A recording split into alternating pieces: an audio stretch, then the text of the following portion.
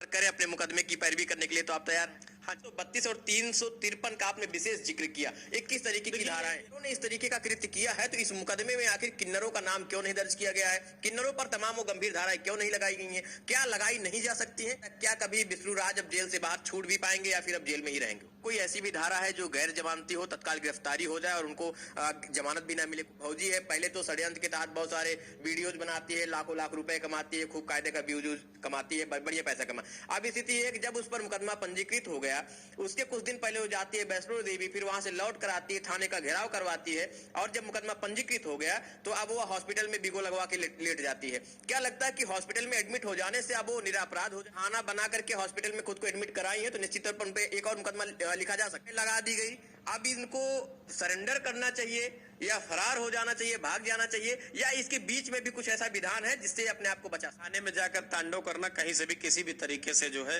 न्याय संगत नहीं कहा जा सकता है। तो न्याय की बात करके थोड़ा सा अपने आप को बचाने की कोशिश कर रहे हैं, तो क्या लगता है कि थाने का घेराव करना, पुलिस वालों से झड़प करना, ये सही रास्ता था या फिर कोई और रास्ता हो सकता था? रिवाल्वर से हत्या होती है तो रिवाल्वर भी जब्त की जाती है, चलाने वाला गिरफ्तार होता ही है, रिवाल्वर भी अगर किन्नरों को हथियार बनाकर सामने रखा गया तो किन्नरों के ऊपर भी मुकदमा दर्ज होना। 1 महीने से लगातार सोशल मीडिया पर एक प्रकरण तेजी से वायरल हो रहा है, जिसमें मालती चौहान, बिस्लू राज, गोरखपुरिया भौजी, गोलू, राधा, इन तमाम ऐसे सोशल मीडिया पर काम करने वाले लोग हैं जो लाखों रुपए का टर्नओवर कर रहे हैं सोशल मीडिया से ही, और इनके मिलियन मिलियन फॉलोअर्स हैं। लेकिन अब इन लोगों का जो नाम है निश्चित तौर पर एक आपराधिक षड्यंत्र में जुड़ गया है।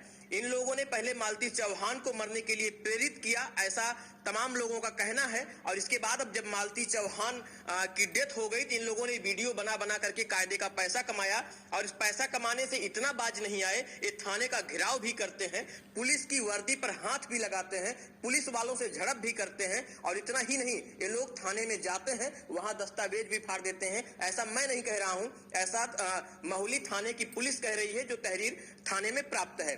अब इस जो एफआईआर दर्ज हुआ है उसमें तमाम गंभीर धाराओं में मुकदमा पंजीकृत किया गया है, जिसमें नंबर 1 पर गोरखपुरिया भौजी है, नंबर 2 पर गोलू है, नंबर 3 पर राधा है, और 7-8 यूट्यूबरों के नाम अभी इसमें बढ़ाए जा सकते हैं। तो आखिर इन धाराओं में कितना सजा, इन लोगों को कितनी सजा हो सकती है, ये धाराएं कितना गंभीर हैं, और ये लोग अभी तक जो कुछ इस पूरे प्रकरण में करते रहे हैं, क्या वो कितना न्यायिक संगत रहा है, उस पर बातचीत करने के लिए हमारे साथ मौजूद है सुल्तानपुर दीवानी के अधिवक्ता वरुण मिश्रा जी।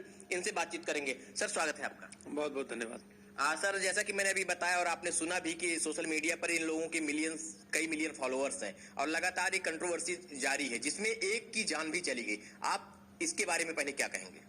देखिए, जिस तरह से आजकल सोशल साइट्स पर इस तरह के यूट्यूबर्स और तमाम लोग ऐसे हैं जो जिन्होंने सोशल साइट्स को धंधा बना लिया है, पैसा कमाने का एक जरिया बना लिया है, उससे जो समाज में गलत संदेश जा रहे हैं वो तो जा ही रहे हैं। इस तरह के साइबर क्राइम भी बहुत सारे देखने को मिल रहे हैं। तो ये जो घटना है मालती चौहान की, मुझे लगता है कि कहीं ना कहीं ये उसी एक तरीके का ये साइबर क्राइम है। आत्महत्या के लिए उसको दुष्प्रेरित करके एक तरीके का स्टंट खेला गया और उसके बाद उसमें उसकी जान गई। तो ये सब बहुत दुर्भाग्यपूर्ण है, और मैं समझता हूँ सरकार को इन सब घटनाओं को संज्ञान में लेना चाहिए। सर, जो मालती चौहान का पति है बिस्लू राज, उसके लगभग 70 लाख से ज्यादा फॉलोअर केवल यूट्यूब पर है, फेसबुक, इंस्टाग्राम और तमाम सोशल साइट की बात छोड़ दीजिए। ऐसे में निश्चित है कि वो लाखों रुपए टर्नओवर उसके होते हैं सोशल मीडिया से। लेकिन इस पूरे प्रकरण में जब मालती चौहान की डेथ होती है तो उसके ऊपर दहेज उत्पीड़न का मुकदमा लगा दिया जाता है। क्या लगता है कि आपको दहेज उत्पीड़न का मुकदमा यहाँ लगना ठीक था? अगर लगा है तो उसमें अब बिस्लू राज का क्या होगा? देखिए, ये तो मालती चौहान के परिजनों का आरोप है, उनका अधिकार भी है। अगर उनको लगता है कि उनकी बेटी के साथ कोई गलत काम हुआ है, उसको आत्महत्या के लिए उकसाया गया है, दहेज की कभी मांग की गई होगी, वो तो आगे जांच का विषय है।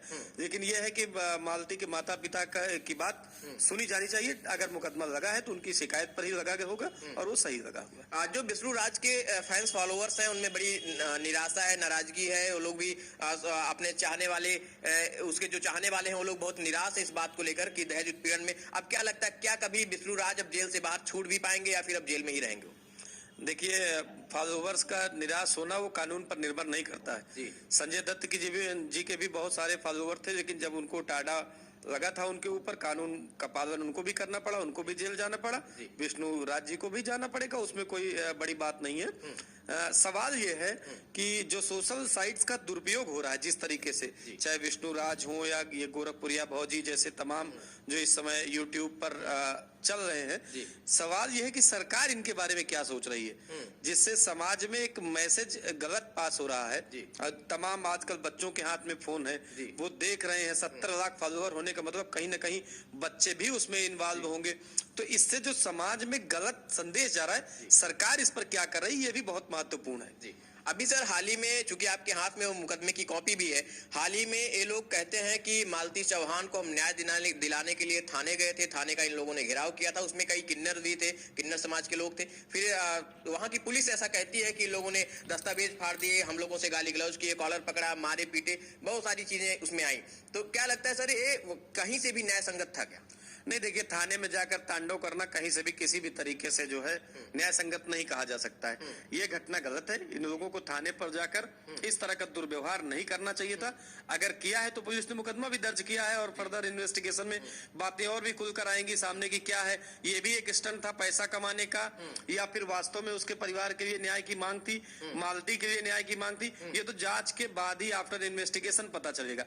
लेकिन जो प्राइमरी स्टेज पर हम देखते हैं इस तरह की घटनाओं से इन यूट्यूबर्स को तो फिलहाल बचना ही चाहिए और यूट्यूब के लिए जो गाइडलाइंस है सरकार को, इसको और सख्त बनाना चाहिए। किसी भी ऐसी एक्टिविटी को सरकार को अब मॉनिटरिंग करनी चाहिए, गलत एक्टिविटीज को बढ़ावा न मिले, न किसी यूट्यूबर के द्वारा न किसी और व्यक्ति के द्वारा। सर, इस मुकदमे की कॉपी में जो तहरीर पुलिस ने लिखा है उसमें लिखा है साफ तौर पर कि किन्नरों को गोरखपुरिया भौजी और उनके साथियों के द्वारा उत्तेजित किया गया कि आप इस तरीके की कृत्य को करें। तो क्या किन्नर पर भी मुकदमा दर्ज नहीं हो सकता था? क्या किन्नर किसी ऐसे समुदाय से है, किन्नर जो समुदाय है, क्या उस पर कानून नहीं लागू होता है? अगर किन्नरों ने इस तरीके का कृत्य किया है तो इस मुकदमे में आखिर किन्नरों का नाम क्यों नहीं दर्ज किया गया है? किन्नरों पर तमाम वो गंभीर धाराएं क्यों नहीं लगाई गई हैं? क्या लगाई नहीं जा सकती है? ऐसे सवाल है।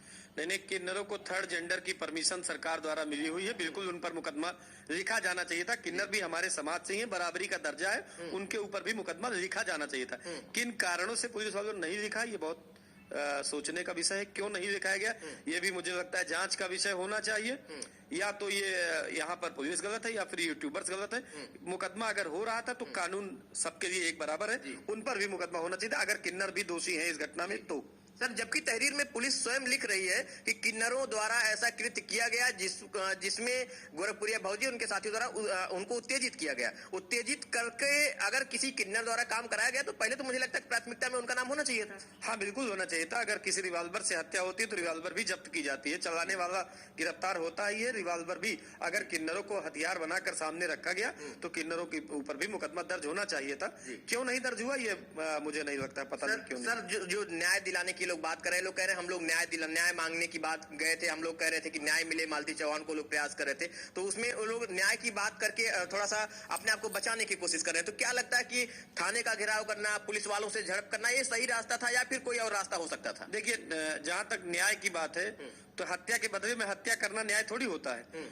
उसका कानूनी इन लोगों को रास्ता खोजना चाहिए था, कानूनी समाधान था। तमाम सारी चीजें ऐसी थी जो कानून के दायरे में रहकर किया जा सकता था, कानून को अपने हाथ में लेकर नहीं। तो इन लोगों ने जो किया वो गलत है, मैं इसको गलत मानता हूँ।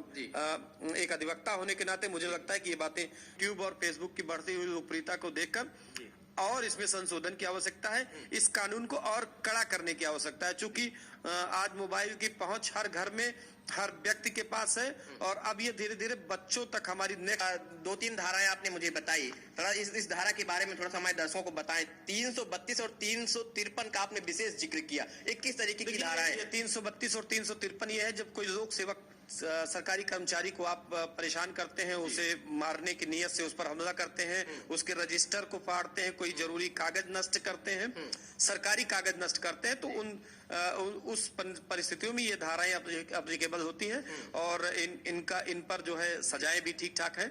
और वो परिस्थितियों पर मैंने कहा निर्भर करती है, 7 साल और उससे ज्यादा की भी सजा है 332 और 353 में, 2 साल 3 साल भी है। वो परिस्थितियों पर निर्भर करता है किन परिस्थितियों में कौन सी घटना हुई है और उसके इंग्रेडिएंट्स क्या है। हेलो दोस्तों, तो स्वागत है आपका हमारे YouTube चैनल पवन की पहली ब्लॉग्स में। कैसे हैं आप लोग, कमेंट में ज़रूर बताइएगा। और ये रही कुछ बातें जो सुन के बताइएगा कि कैसी लगी आपको। और अपनी राय कमेंट बॉक्स में ज़रूर दीजिएगा। वीडियो अच्छी लगी होगी तो लाइक कर दीजिएगा, चैनल को सब्सक्राइब कर दीजिएगा और शेयर कर दीजिएगा। अपनी राय कमेंट बॉक्स में ज़रूर दीजिएगा। वीडियो को फुल वॉच करिएगा। Bye bye.